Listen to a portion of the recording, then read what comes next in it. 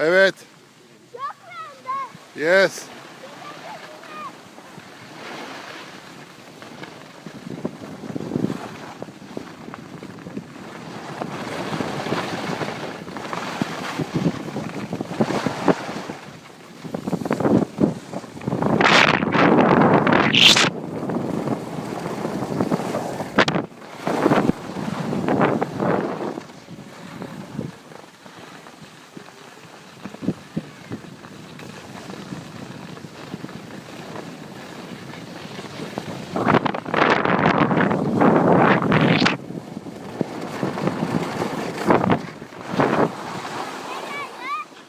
Anne arkada.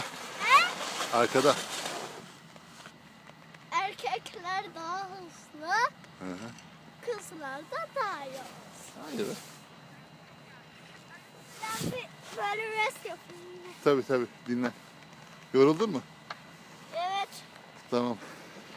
Do you like skiing? Yes. I like. Aa bak düştü. Evet, bazen insanlar düşer. Normal bir şey o.